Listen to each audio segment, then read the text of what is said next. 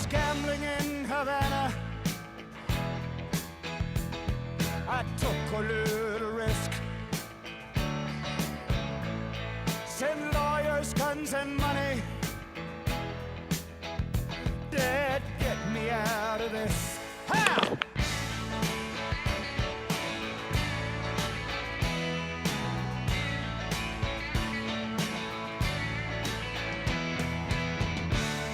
I'm the innocent bystander. Somehow I got stuck between the rock and the hard place, and I'm down on my luck. Yes, I'm down on my luck. Well, I'm down on my luck. I'm hiding in Honduras. I'm a desperate man. Send lawyers, guns, and money. This shit has hit the fan.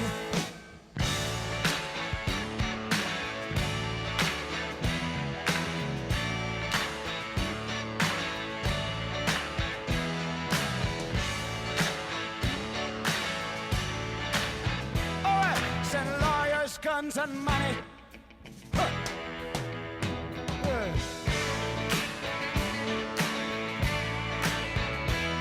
Send lawyers, guns and money.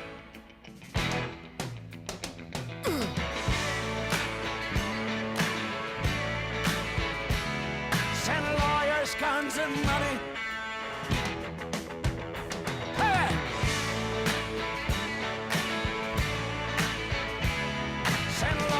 Guns and money.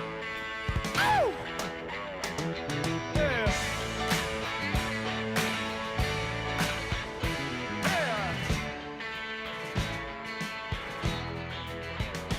Yeah.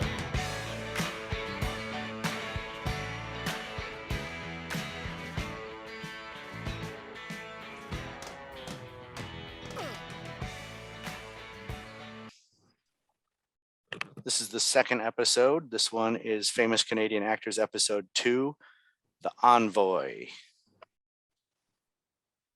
Exterior street corner afternoon. We're picking up where we left off with a little bit of retelling.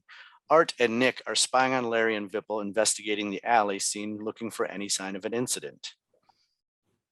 This feeling more like Inquest or City Hall to you? Knock it off. Larry and Vipple are looking around. They're trying to spot anything out of the ordinary. Behind them at the opening of the alley, Nick and Art are watching, trying to look inconspicuous and failing. Well, it's an alley, all right. Yep, that's the coffee shop. Dumpster, probably filled with garbage, maybe some old pastries. Good possibility of pastries. Larry sneaks a look past Vipple's shoulder, jots down a note in his notebook. You spot the Looky-Loo brothers on the other side of the street. What? Check your 6, but slowly. My 6? Oh, man, behind you, 6 o'clock. Vipple turns and spots Art and Nick. In the distance, Art and Nick stiffen up, realizing they've been made. They look at each other, trying not to panic. Suddenly, Rudy steps onto the sidewalk across the street from them. Sir, Nicholas, I'm over here. Hurry, the movie's gonna start soon.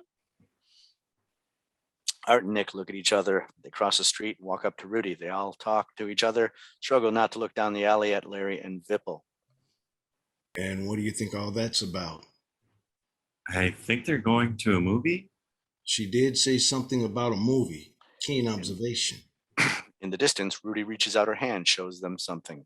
They continue to talk for a few more seconds and all pile into a waiting cab, drive away. Larry and Vipple watch all this happen. Larry's jotting down something in his notebook. She said Arthur and Nicholas, right? That's what I heard. Yeah. Nicholas Campbell and she said Campbell. I didn't hear Campbell. he's kind of a famous actor. You've never heard of him? Well, maybe like George Clooney famous. What's he been in? Tons of stuff. Da Vinci something. Da Vinci Code, like Tom Hanks famous. No, not Tom Hanks famous, but pretty Canadian famous. He played a coroner on the Da Vinci Show. So like a Canadian Quincy. I'm not sure what that means. Jack Klugman played him. Great show, very realistic. What about Arthur? He an actor? Pretty sure. I can't think of his last name, but yeah, he's an actor. Both Canadian actors, like from here. Interesting. Famous Canadian actors, Jack the Hutter. Envoy. Oh, sorry.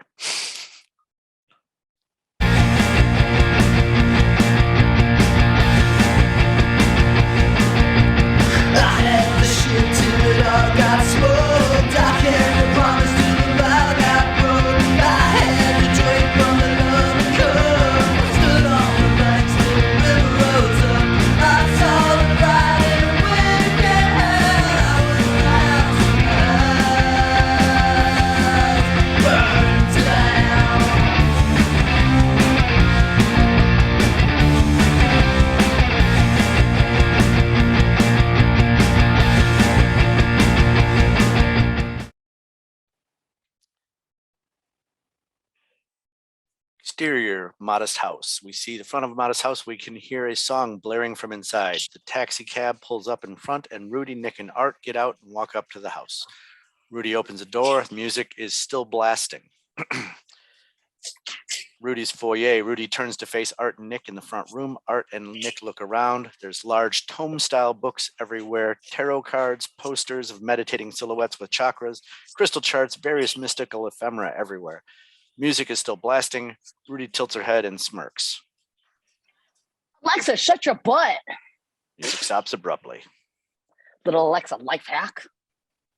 So you're what? A fortune teller? Right, bro. I'm the whack job. Plus, it's probably racist. But just remember this. I knew your names and I got your aunt. You don't even know who I am yet. We are pretty well-known actors. I mean, lots of people recognize us. Him more than me, but yeah. Bro, don't get crazy. I don't want to be a hard-on about it, but it's been a minute since the Vinci City Hall stuff. And Art, what have you been in lately? You say bro a lot. Yeah, bro, I do. Any of the obvious shit you want to point out? Look, let's start over, okay? We're just really confused. There's a lot happening to us that we don't understand. So what's your name? Name's Rudy. Hello, Rudy. I'm Art. But you already know that, but now it's official. I'm sorry for being rude. It's cool, bro. Sometimes I get a little defensive. People tend to jump to conclusions when they see what I got going on here. Yes, our apologies. So what exactly do you got going on here? Oh, I see you. Okay, all right. Let's figure out this shit. You want to ask me some real questions? How did you know our names? Bro, internet. That's easy. Like you guys said, you're pretty well-known actors in Canada. Come on, Da Vinci and Goon. Oh, and I still gotta watch Porky's. It's in my queue. I promise. It's always nice to meet a fan. Man. Oh my God, Harley. But seriously, ask me about the ant in your dreams. How do I know about the ant, bro? Right. Yeah, that's a good place to start. How do you know about the ant? How do you know about our dreams? Because I was in your dreams too. You didn't know to look for me, but I saw both your asses. I put ant in there for you to find. That made explaining all this shit so much easier. Well, easy might be too strong of a word. What? How?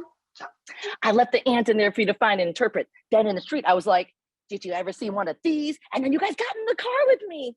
Get it? Shit. I mean, why not? That might as well be the way it is.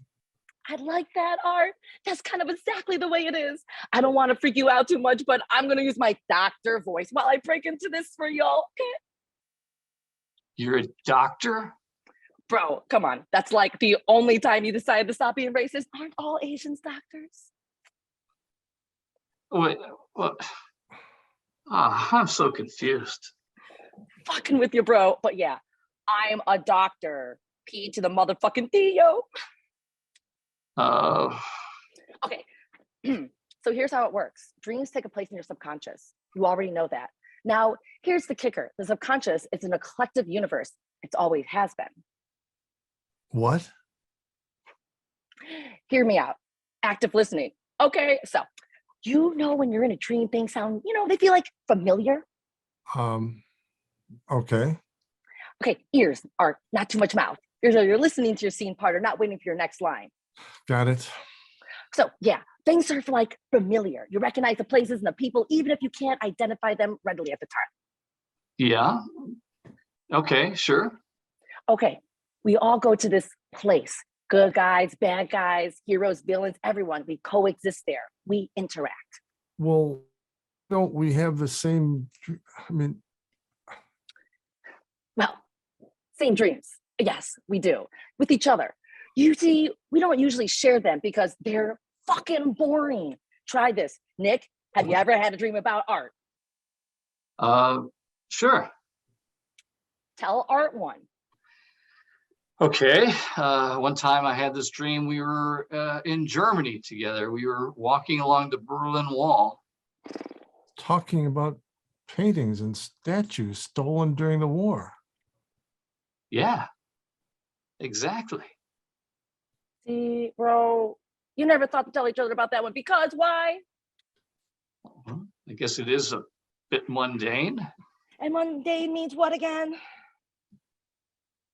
fucking boring.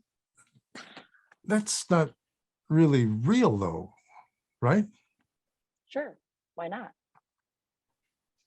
Do other people know about this? Is there some precedent? I don't know. What's real? What's not? How deep you guys want to go with this? Well, how's the old saying go? The only real things are death and taxes, something like that. Sure, right. But is it? Is what? Death, dude. Is it real? We definitely made up taxes. But did we make up death? We made up time to explain that, and now maybe we made it all up. But this is what I can say with some certainty. All of it, life, death, heaven, hell, the universe, everything is a work in progress. Well, you did say it would go deep. Yeah, Arthur. Now, do you have any questions for Dr. Rudy? Did the melatonin and CBD have anything to do with it?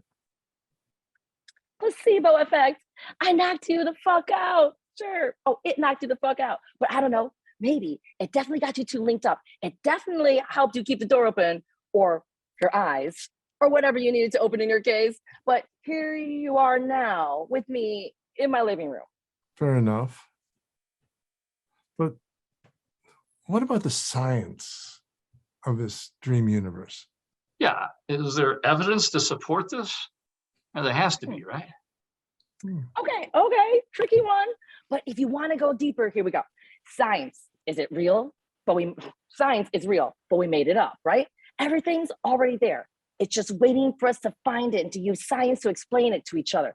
Okay, I mean, all of this might be just a dog dream, or maybe Fonzie's going to. Jump the shark. I was gonna say switch from the blue windbreaker to the black leather jacket, but jump sharking sounds so cool. Okay, I have a question. Art and I dreamed we met the woman from the coffee shop, Summer. And when we went to the coffee shop right here in Toronto, which I'm still trying to process, she was there. Dude, I was at the coffee shop. I've been totally following this current. Current? I call them currents, like a river. I know it's pretty kumbaya shit, but I was pretty baked when I came up with it. Oh, and to your question, yeah, that's Summer. I know she's in some sort of trouble, but I just can't figure out what it is yet. What kind of trouble? So Summer's real? Like really real? And she's the girl we met in the coffee shop. That we met, right? Yeah, in the context of the whole current, yeah, summer's real. There's a long pause. Everyone's just thinking. Nix looks at his watch. Ah, shit, we got to get back on set. Alley behind the coffee shop, same time. Larry and Vipple are still circling the scene, trying to find anything that makes sense. There appears to be nothing. Oh man, how did we not see this? He walks quickly to the dumpster. There are a few milk crates toppled next to it. He stacks them into a rather obvious set of steps to the dumpster. Oh, yeah. Whoops. Larry climbs the steps, looks at the edge of the dumpster. He sees some depressions in the gunk of the dumpster near the side of the building. He pulls on some blue rubber gloves. Here we go. Somebody walked along the ledge here. Do I need to preserve these footprints? No, I couldn't get anything from that. Larry edges along the dumpster, keeping his hand on the wall to balance. He stops where the prints stop. His hand is on the ledge. So cool. Just like Indiana Jones. Well, sort of. What? Nothing, just detecting, or should I say inspecting, since it's Canada. Larry reaches his hand over the ledge. He slides his hand around. Anything? No. Wait. Yeah, there's something here. Larry takes the item and climbs down. He walks over to Vipple. It's small. It was hard to pick up with the gloves. What is it? Oh, sorry. I didn't even look. I got excited. Larry opens his hand. They see it's half of a sweetheart charm. There's an inscription he reads. Oh, autumn. Interior hockey rink film set later that day. Skaters in hockey gear flying around the ice. Art and Nick are leaning on the boards watching. Art is eating potato chips. So this is just the way it is now. According to Rudy, it is. She's something else, huh? Yeah, you can say that again. What do you think our next play should be? You're trusting me to sail a ship on this? Well, You're Da Vinci, after all. you got to drop the Da Vinci thing. I mean, did you audition for it? I read for it. It would have been nice. I mean, I could always use the work, and I don't know. Buddy, look, at that point, I needed the work too. I know. I'm sorry. You're right. I gotta let that go. Are we good? Or do we got to wrestle? You know, I'll need to stretch if we're going to wrestle. Yeah. I don't even know why I brought it up. I don't know why it came up now. I think this shit's just playing with our emotions. For sure. Anyway, what I think we should do next is, and hear me out, go back to Rudy and start learning more about what we're dealing with. I think we have to ask the hard question about Summer too. We need to know. This is definitely uncharted territory. She's probably our best resource. I can't name another. Nope. Set production assistant Warren walks up to Art and Nick with Larry following him. And here's two of our actors, Nicholas Campbell and Art Hindle, stars of stage and screen. If you won't be needing anything else, I'll be trying to find copies of the rewrite our so-called director left at the coffee shop. Thank you. Have a great day. Thanks. I got other plans. Hello, are you a part of a tour group? It's cool. I know you guys weren't expecting to see me here. Can we help you? Fellas, I know you were watching me at the alley. I assume you were the ones who called it in the first place. Called what in? Guys, please, just help me understand what's going on. Did you actually witness something, or were you just wasting police services time? I'm sure it could get pretty boring on set. Oh, okay. All right. We weren't pranking you. I know how important the police service is. He was Da Vinci.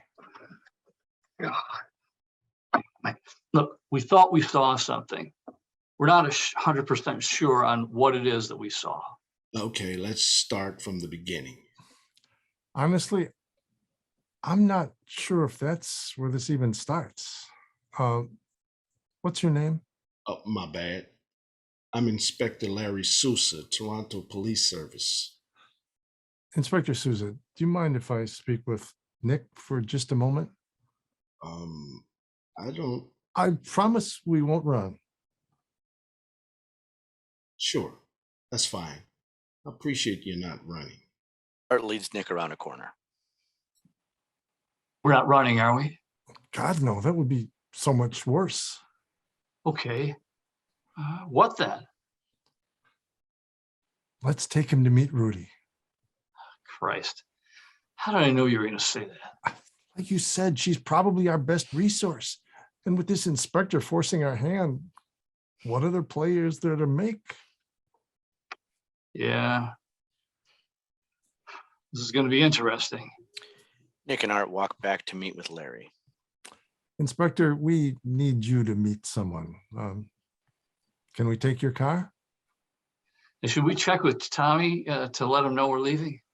Yeah, go ahead. Play the Da Vinci card on him. You'll have to excuse my friend, Inspector. He just started unpacking some emotions today. Turns out he's kind of an asshole. High school parking lot that moment. Detective Shaler's unmarked car is parked in the high school parking lot. Shaler and Dag sit inside the car. Craddock walks up to the car with wrapped hot dogs and sodas. He knocks on the door with his knee.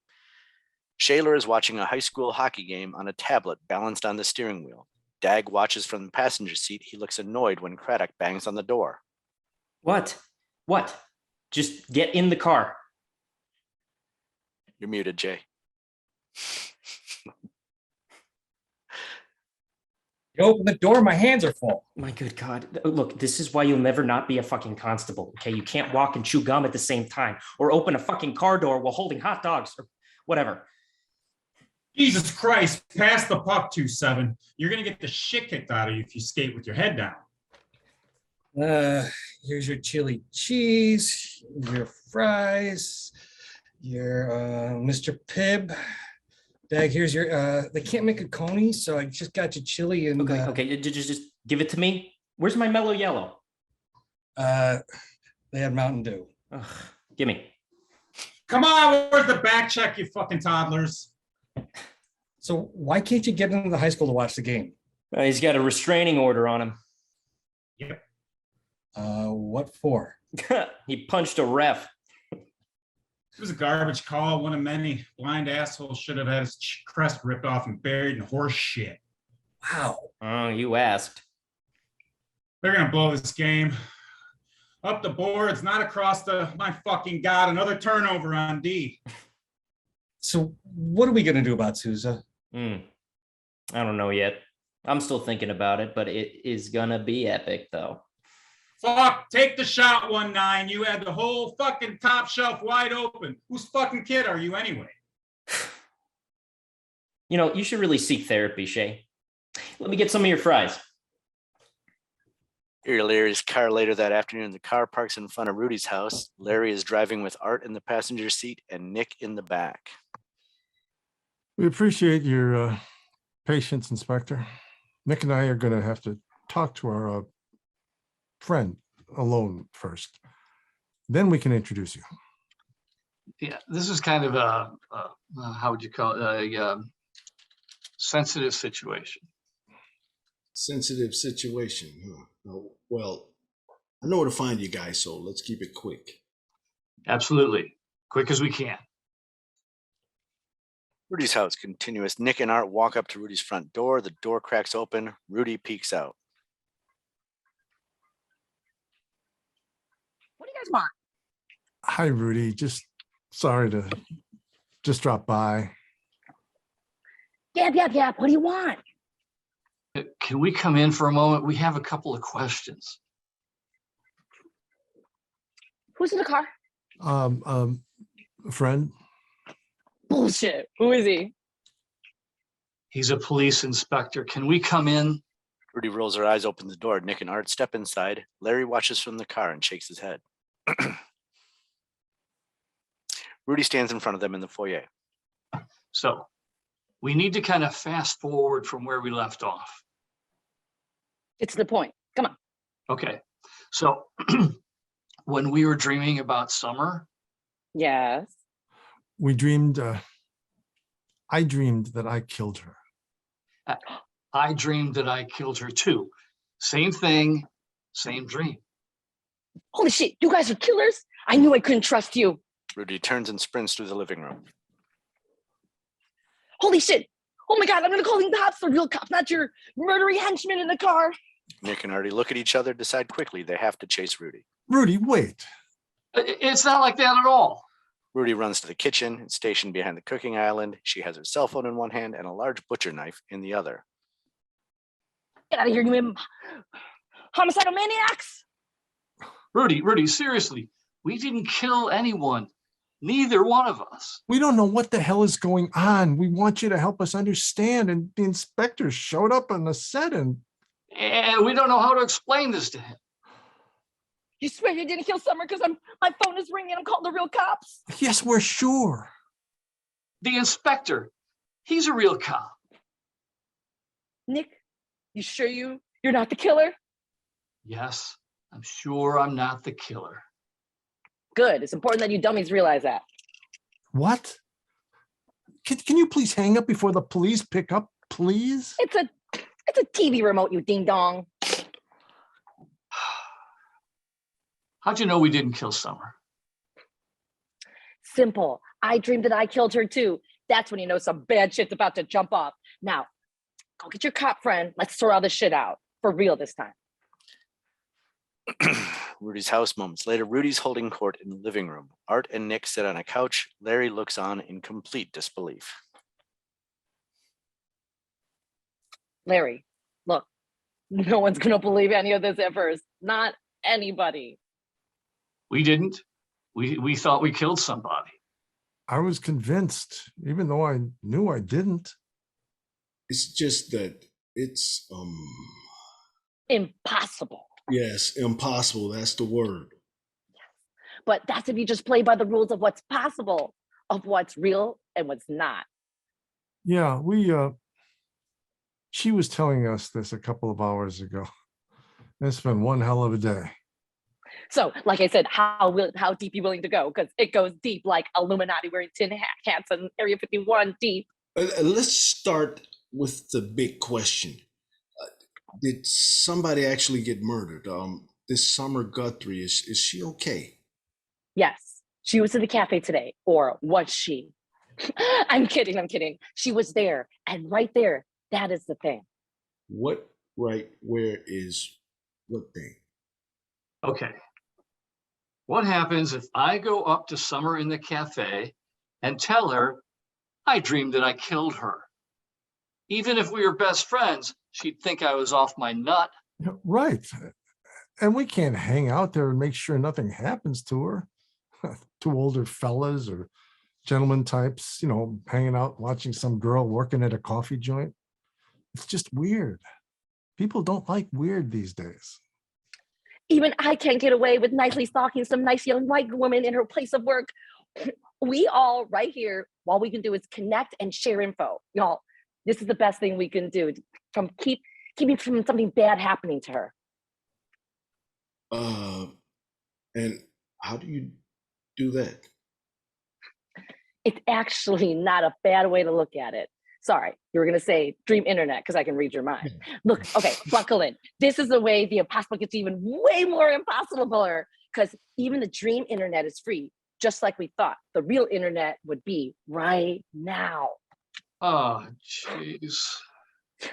So I had this dream about Summer a couple of weeks ago. It was like I killed her. So that's when I knew something bad was going to happen to her in person. Or in some cases to a cat or a dog. My best friend's fish. And when I was saying, oh my God, I'll totally get back to that in a moment. As far as Summer goes, when I dreamed I killed her, I knew I had to find her. And how do you do that? Bro, way to kill my momentum. May I continue? She says bro a lot. Nicholas, Okay. I'm sorry. I killed your momentum. Can you please tell me how you'd find her? Just because you said please. All right, here's the plain and simple. I spotted you two, Nick and Art, in the park in my dream. And then I recognized Nick from that Da Vinci show. So when I woke up, I looked up to the Google and figured out where I would find him. You found them on the internet, not the dream internet, though, right? The real internet. Please keep up. Take notes. Don't take notes. Just listen. I tracked him in Art and made contact by them at the cafe. And then your buddy, you were looking for clues about what happened this summer, but it was all up before anything happened this summer.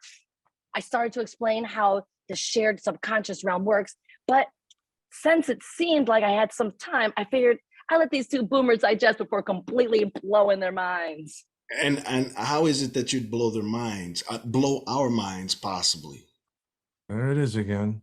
The makeup gals called us that. Are we boomers? Gals? Okay. Mathematically, yes. I don't think we're what the kids are calling boomers, though. Yeah, we both know how to text. I have a website. You've done Zooms, right? I have. Yeah. Anyway, when you connect with another person or entity that you meet in the dream world, in the real world, or our world, because who knows if this world is real, am I right? But you can establish a sort of boosted collective consciousness. In other words, when you connect here, you can connect there and interact. I can go up to Dream Nick and Dream Art and sit with them and can see from their perspective, like through their lens. Solving shit is all about perspective. I'll admit, I'm still confused. You got to keep up, bro. Okay, since we talked here, we can talk there, and then we can share knowledge, y'all, because knowing is half the battle. Right, like G.I. Joe. What was the thing about your best friend's fish? Bro, that'll have to wait. We're on the clock now. Hipster coffee shop. Interior. Tommy walks in, goes up to the counter. He has shaved his mustache completely. He looks around. Summer sees him and rolls her eyes. Hey, Summer, you're still here? That's crazy, right? Yeah, I'm getting done pretty soon though. Yeah, no kidding. Well, I came back looking for some script rewrites. I think I left here. Did somebody maybe bring them up? You guys don't have a lost and found, do you? No, probably not. No, nobody brought anything to me, and no, there's not a lost and found. Sorry, Tommy. Bummer. Well, I think I have them backed up on my laptop. It's not really a big deal. I shaved my mustache. It was bugging me. I think it kind of made me look like a psycho. Okay. Cool. Would you I don't know. Would you want to maybe get some dinner or check out the set of my movies sometime? Other coffee shop workers starting to watch. I really can't. I'm sorry. Oh, cool. I'll just wait for you to finish and you can meet me outside. No, I said I cannot. My boyfriend is picking me up. Oh, yeah. Okay. I thought you said cool, but yeah, okay. I get that. Totally my bad. I guess I'll just take off then. I should have said something. No, it's cool. I got to get back to the set. If someone turns the script in, well, I don't know. I'll send a driver over or something. Cool. Thanks. I mean, bye. Tommy walks awkwardly out of the shop. Summer feels bad for him. The other workers look back and forth to each other. Police service reception area. Olivia is sitting at the reception desk typing on her keyboard. Vipple shuffles in. He looks uncomfortable. Hi, Olivia. Hi, Vipple. I didn't see you. Hi. Hello? Are you doing okay? No, definitely not okay. Oh no, what's going on? Did something happen? It's Larry. Come closer. Okay. What happened? We went to that assault call in the coffee shop alley, and Larry found some pendant necklace. Okay. And then what? He kept it. He spotted some guys, these Canadian actor guys watching us. Canadian actors. Like Ryan Reynolds? No, Nicholas Campbell from that Da Vinci show, and another guy. You're kidding. God, I knew it sounded like him. Huh? That's who called in about the assault. I said he sounded like that Campbell guy and he totally lied about it. Oh, well, yeah, so Larry went to find them and like was going to interview them about what they know, and he kinda, He broke protocol. yeah. He's gonna be in a shitload of trouble, right? Well, maybe we can head this off at the pass. Didn't you kind of break protocol too when you sent us to check it out? Shit. Yeah, I kind of did do that. I just didn't think it was going to lead to some sort of big to-do. So, what do we do?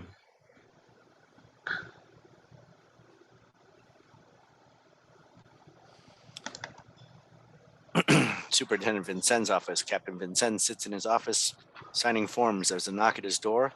He waves in Olivia and Vipple. I hope this is important. You're interrupting very crucial police business. Should we come back later? Nah, I'm just kidding. I'm finishing up the order form for my grandson's cookie dough drive. Turns out a lot of these jokers we call inspectors don't know their postal codes. It's clearly a great use of my time cross-referencing addresses on the World Wide Web. This would be a great use of Ask Jeeves, wouldn't you say, Vipple? Solid reference, Superintendent. That's hilarious.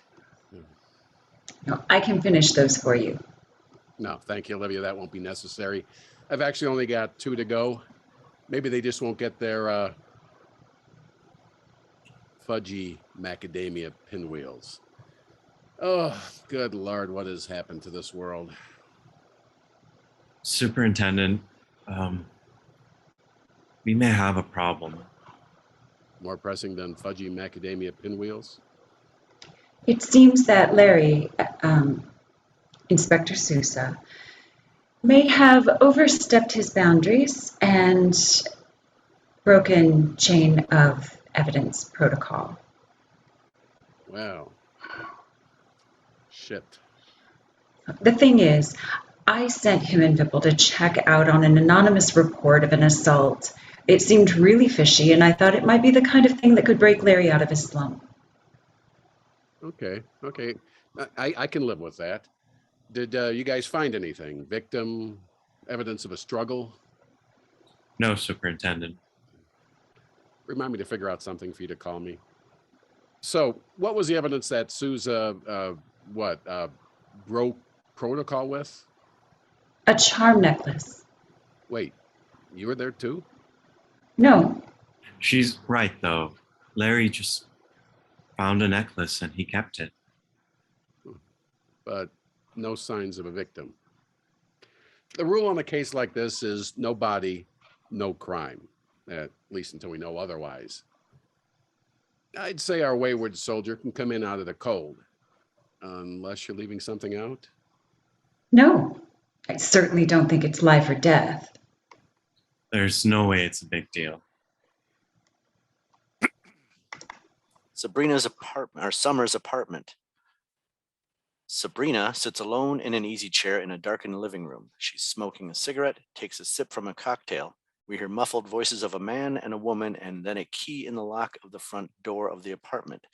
Cafe cashier Summer and a boyfriend, Nolan, walk in. Sabrina sets her drink on a coaster, puts on a glove, and picks up a 9mm pistol with a silencer. Did you start smoking? Summer and Nolan enter the living room. Sabrina aims the pistol at them. Don't speak. Holy shit! Sabrina squeezes the trigger, shoots him in the face. Blood sprays the wall behind him. I hate these things. They're so impersonal. She stands and sets the pistol on the counter. Oh my God. I suggest you don't speak. If you scream, you die.